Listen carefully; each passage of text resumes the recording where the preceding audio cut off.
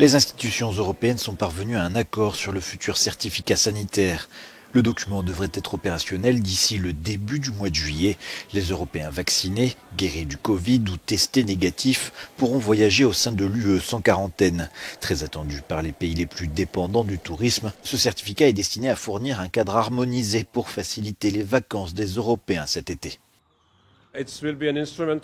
Ce sera un instrument pour rendre plus simple la libre circulation, mais aussi la levée de toutes les restrictions imposées par les États membres en raison du Covid.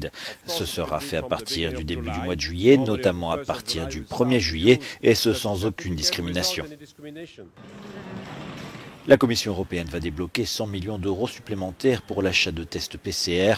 Cela permettra aux États membres de proposer des tests de dépistage abordables pour les voyageurs. Côté vaccination, chacun des pays pourra décider seul s'il autorise à entrer les voyageurs ayant reçu une seule dose.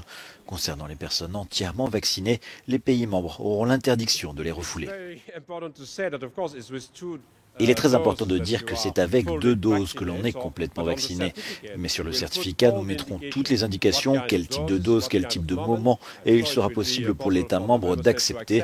Mais pour être sûr d'être accepté, il faut être complètement vacciné. Les États membres de l'UE pourront suspendre le système en cas de nouvelle épidémie ou de mutation du virus.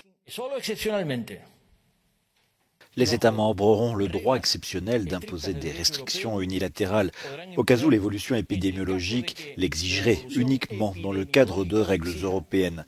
Ils seront tenus de les communiquer 48 heures en avance aux États membres et à la Commission européenne qui en informera le Parlement.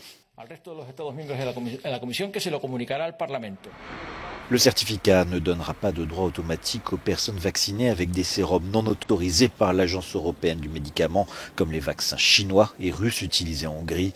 Dans ce cas, ce sera à l'État membre d'accepter ou non ces personnes sur son territoire.